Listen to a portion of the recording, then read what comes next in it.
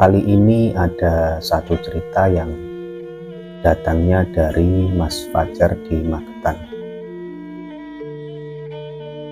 Mas Fajar bercerita di suatu malam dia lagi ngumpul, lagi nongkrong bersama teman-temannya di sebuah warung kopi di pinggiran desa, dan warung itu dikelola atau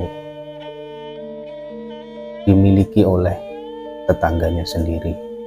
Jadi enggak pertama kali Mas Fajar nongkrong atau ngopi di warung tersebut, tetapi udah sering, karena tempatnya itu gimana ya, sahdu seperti tadi yang dibilang di awal, karena tempatnya itu di pinggiran kampung, lebih tepatnya itu di pinggiran desa.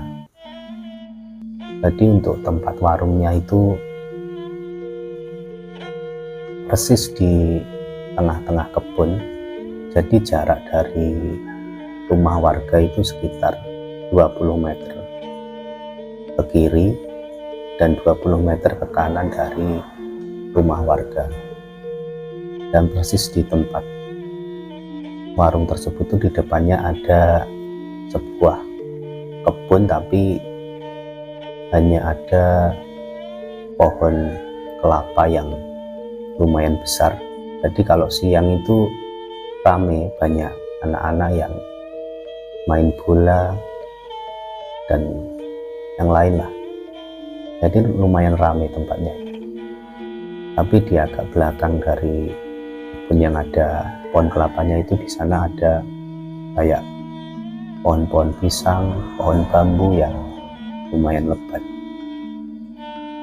Jadi karena tempatnya itu memang enak dan lumayan adem, sahdu, warung itu jadi spot favorit lah di kampungnya Mas Fajar. Semua pemuda-pemuda di kampung Mas Fajar itu udah pernah lah ngopi atau sekedar nongkrong di warung tersebut, karena ya tadi tempatnya itu enak. Tapi di sana nggak hanya jual kopi, jadi juga ada cemilan-cemilan yang lain seperti gorengan dan jajanan-jajanan kecil itu ada di sana, instan. Jadi ya lumayan lengkap lah. Kawan-kawan sendiri pasti juga udah tahu konsepnya dari warung-warung kubukan itu seperti apa. Sebelum lanjut ke cerita, Assalamualaikum warahmatullahi wabarakatuh. Balik lagi di channel Suka Horor, ngobrol horor yang nyatanya enggak horor-horor banget.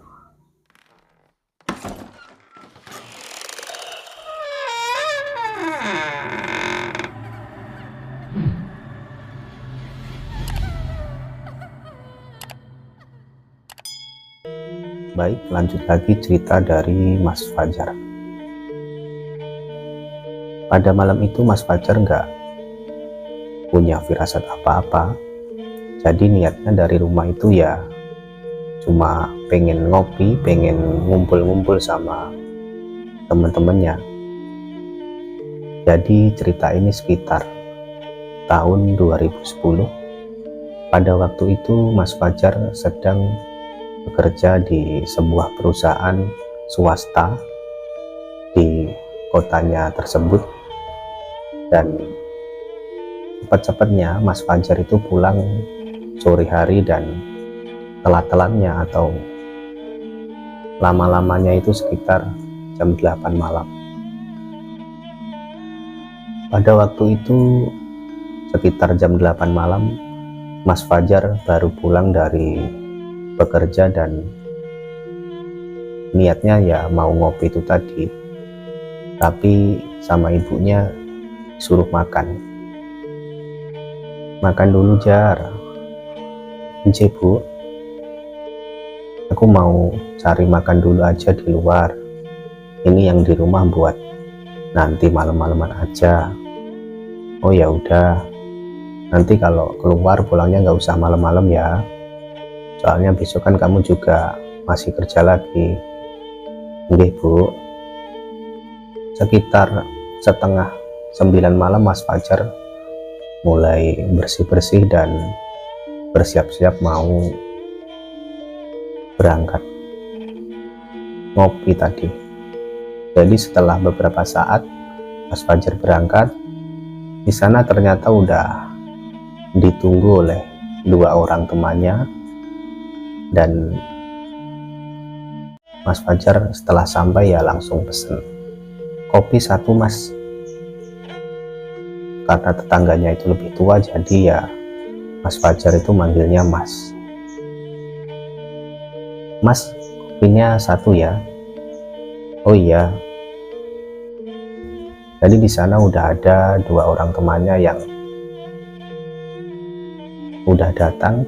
Kami biasanya nanti ada temannya lagi, dan jadi sekitar 9 orang lah kalau udah kumpul semua, 10 sama penjualnya itu tadi.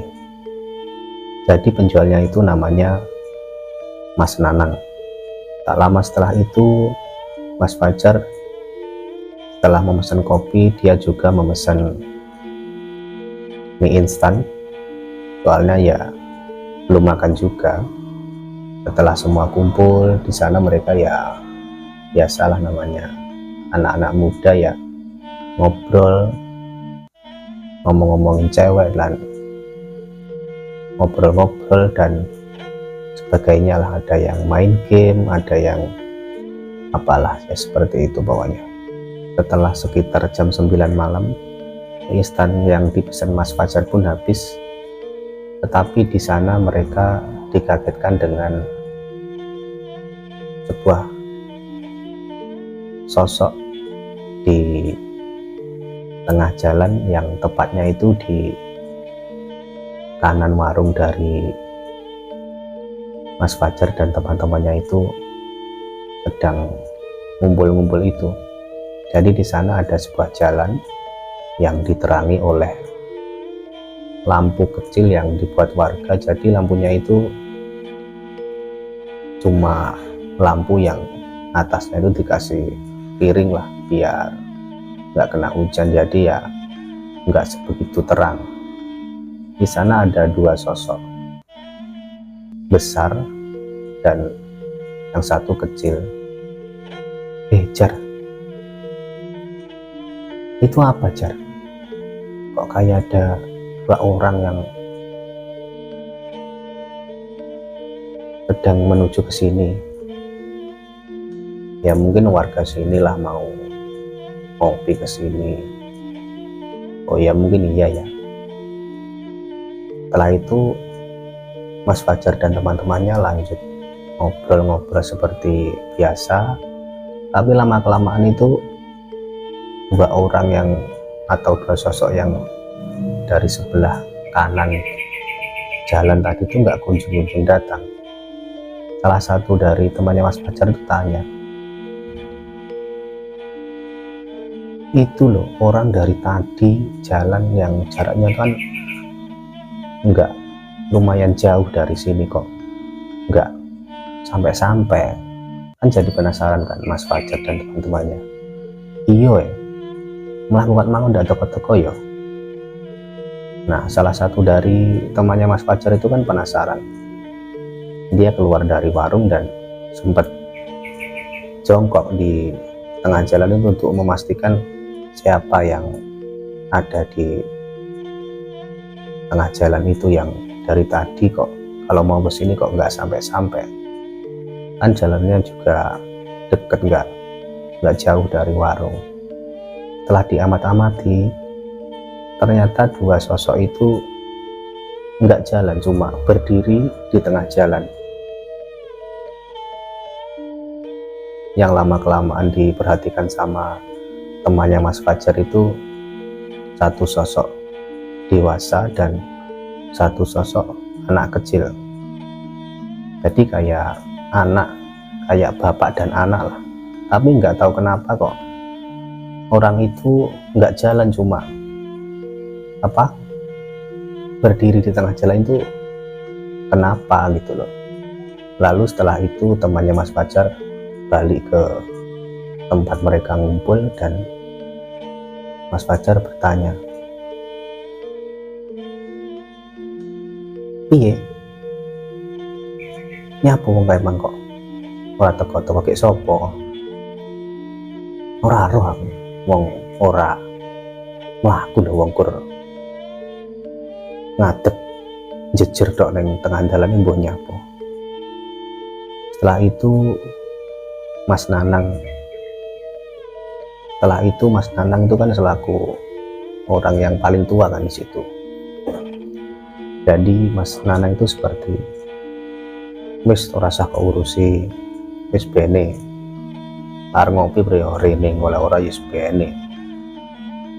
Setelah itu ya mereka dengan rasa penasaran dan mulai curiga,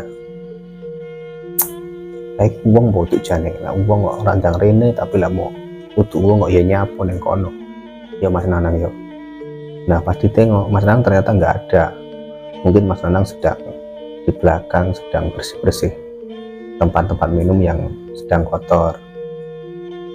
Selang beberapa waktu setelah itu tiba-tiba kedua sosok itu mulai siluetnya itu mulai kelihatan mendekat lah, semakin dekat dan semakin dekat. Setelah itu kelihatanlah dua sosok yang tadi dikira-kira adalah seorang bapak dan anak, ternyata memang benar. Yang laki-laki yang dewasa itu berpakaian, yang atas itu pakai baju hem atau baju lengan panjang, warnanya itu putih dan udah lumayan kusam lah, jadi putihnya itu lebih ke kuning-kuningan. Dan yang bawah itu pakai celana bahan, dan yang anak kecil memakai baju biru dan pakai celana pendek. Tapi kedua orang itu atau anak dan bapak itu semuanya enggak pakai sendal atau nyeker. Setelah semakin dekat, Mas Fajar dan teman-temannya itu enggak berani menegur apa gimana, soalnya ya mereka merasa nggak punya hak untuk tanya mau pesen apa Pak, soalnya kan mereka juga pembeli bukan yang punya warung. Setelah sampai di depan warung, kedua orang itu nggak langsung masuk, tapi hanya berdiri di depan warung dan nggak nyapa, Mas, apa udah lama Mas? Biasanya kalau di kampung kan warganya kan lebih ke sopan santunnya itu kan seperti itu, saling menyapa gitu. Jadi ya sampai di depan itu cuma diam selama beberapa menit lah. Di situ Mas Fajar dan teman-temannya udah mulai sedak penak hawane pokoknya. Udah mulai curiga, udah mulai was-was lah. Tapi nggak sampai diutarakan tuh, nggak cuma semua teman-teman Mas Fajar dan Mas Fajar itu udah mulai takut, udah mulai merinding. Tapi ya sosok itu jelas. Setelah beberapa saat mereka berdiam di depan warung, mereka masuk ke dalam warung. Jadi setelah masuk itu Mas Fajar dan teman-temannya itu nggak ada yang berani ngomong, cuma diem sama ngelihat pun nggak berani, cuma agak nunduk gitu aja. Kedua orang itu masuk dan ngomong, Mas nyuwun kopi. Mas Fajar dari belakang langsung menyaut, oh nggih Pak, mau kopi manis nopo boten, kopi pahit. Udah seperti itu aja percakapan mereka. Setelah itu Mas Fajar dan kawan-kawannya mulai berbisik-bisik kok aneh ya wong loro iki, koyo ndak umume wong. Sambil sesekali itu mereka menggerak-gerakkan kakinya, kode buat keanehan yang ada di sana. Dan selang waktu itu kayaknya bapak-bapak itu mulai sadar karena kayak aneh gitu loh ngamatin mereka. Bapak-bapak itu langsung nengok ke arah Mas Fajar dan teman-temannya. Ngopo mas? Ya sontak kaget lah Mas Fajar dan teman-temannya. Mereka hanya diam dan bilang, "Mboten napa-napa pak, mboten napa-napa." Setelah itu Mas Nanang keluar dari belakang dan mengantarkan 2 gelas kopi ke bapak dan anaknya tersebut. Secara mengejutkan, bapaknya itu langsung meneguk kopinya dengan 1 kali teguk, langsung habis. Begitupun anaknya juga seperti itu. Tapi keanehan nggak hanya itu aja. Setelah mereka masuk, Mas Fajar dan kawan-kawannya itu mencium bau busuk yang menyengat sekali. Setelah diamat-amati, kedua orang itu kakinya itu kan nggak pakai sendal, jadi kelihatan kalau kedua orang itu kukunya itu nggak ada, kayak udah busuk gitu loh. Kayaknya bau itu dari kakinya 2 orang tersebut. Setelah itu kedua orang itu langsung pamit, "Matur suwun nggih Mas." Dari arah belakang Mas Nanang menjawab, "Nggih Pak, sami-sami."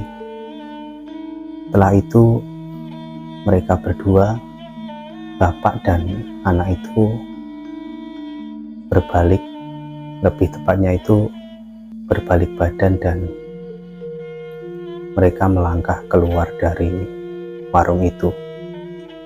Tapi anehnya mereka nggak melanjutkan perjalanan ke sana, tapi malah menuju ke arah kebun depan warung tersebut. Semakin lama semakin masuk, semakin dalam dan tidak terlihat lagi oleh mereka. Setelah itu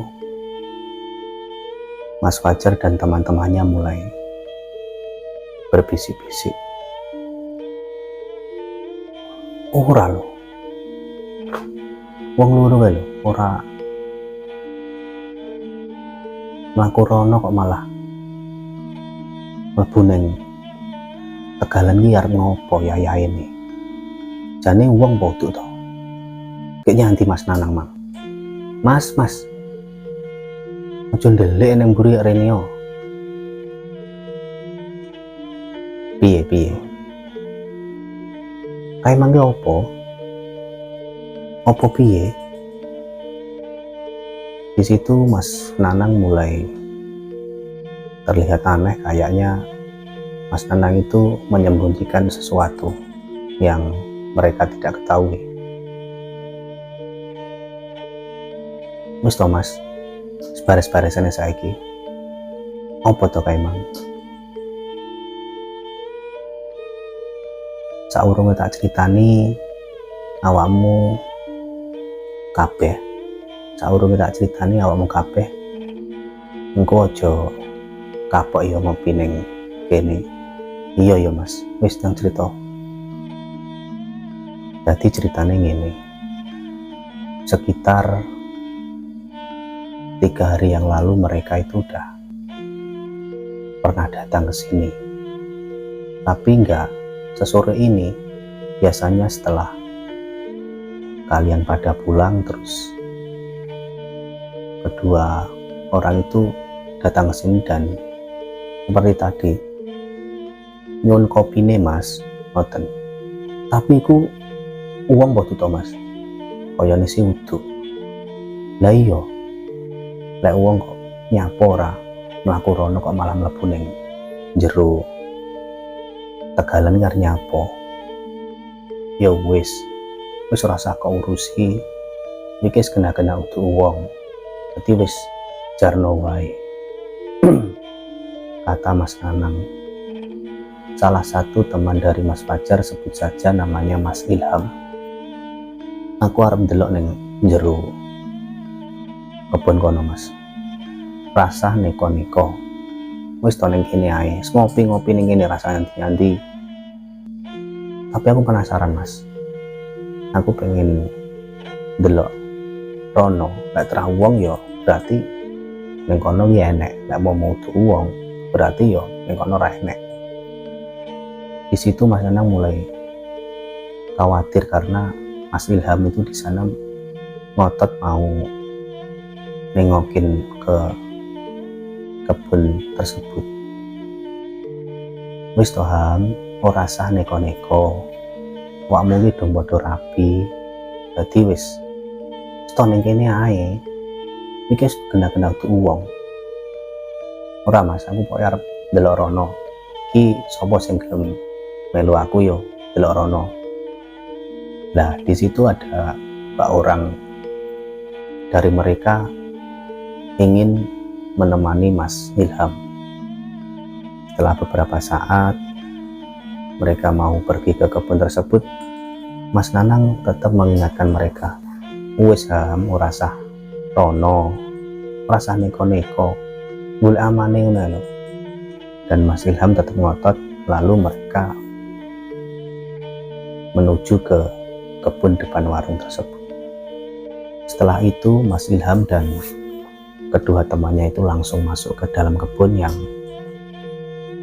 itu memang gak ada pagernya, soalnya ya sering buat main anak-anak kalau siang dan sore hari, jadi pagernya itu di kanan kirinya itu jadi seperti pintu masuklah ke dalam kebun. Semakin lama semakin jauh Mas Ilham dan kedua temannya itu semakin gak kelihatan. Sampainya di dalam kebun, Mas Ilham di sana melihat sebuah cahaya yang enggak begitu terang, seperti cahaya obor kecil atau lampu minyak. Cahayanya remang-remang dan di situ ada kedua orang, yaitu bapak dan anaknya tersebut sedang duduk jongkok saling berhadapan-hadapan.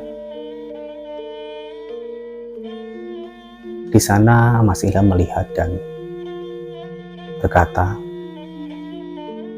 saurungnya dhewe kentean tenaga, mending ade balik. Setelah itu mereka mulai mundur, jadi mereka itu berjalan gak berbalik arah tapi langsung mundur. Setelah beberapa langkah mereka langsung lari ke warung itu tadi. Di sana Mas Nanang bertanya, awakmu cetukan ra? Parah Mas, parah iki bisa. Parah piye? Jadi di sana aku ngelihat kedua orang itu, bapak dan anak itu duduk jongkok saling berhadapan-hadapan dan bapaknya itu menculek mata anaknya dan anaknya itu menculek mata bapaknya sampai bolong. Wis gawat iki, gawat. Tak omongi ora sah neko-neko. Lah kene iki piye jajal? Wis saiki ayo tutup. Aku wis gah ngambil resiko lek tak terus tak buka iki nggo. Setelah itu Mas Nanang dibantu oleh anak-anak tersebut mulai mengemasi barang dagangan yang ada di warung itu. Setelah beberapa saat, salah satu teman dari Mas Fajar itu melihat dari kejauhan samar-samar kedua sosok bapak dan anak itu mulai keluar dari arah kebun depan warung tersebut. Mas Nanang, ayo gendong mas. Setelah itu karena terburu-buru, Mas Nanang menutup warungnya secara asal-asalan dan mereka langsung meninggalkan warung tersebut dengan sepeda motor masing-masing. Setelah sampai di salah satu rumah dari teman Mas Fajar itu, Mas Fajar tanya pada Mas Nanang, Mas, sampean baru kali ini melihat seperti itu?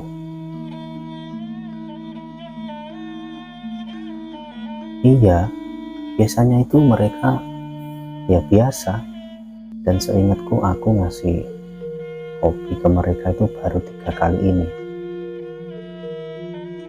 Dan pas waktu aku ngasih itu, mereka wajahnya biasa aja, cuma agak nunduk. Aku nggak terlalu berani menatap lama-lama, tapi nggak tahu kenapa hari ini kok mereka nunjukin seperti itu. Kalau kayak gitu gawat juga ya mas, kata Mas Fajar. Makanya kenapa kok malam ini seperti ini? Terus besok gimana mas? Sampean buka nggak? Ya mau gimana lagi, ya besok tetap buka lah. Setelah itu mereka memutuskan untuk pulang ke rumah masing-masing, dan di hari esoknya setelah Mas Fajar pulang kerja, Mas Fajar keinget sama warungnya Mas Nanang dan mengajak teman-temannya untuk ngopi lagi ke warung tersebut. Ayo ngopi yuk.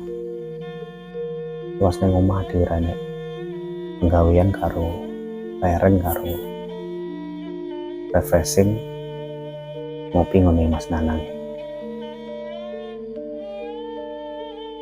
Setelah beberapa saat mereka sampai di warung dan memesan seperti biasa, kopi tubruk dan beberapa gorengan.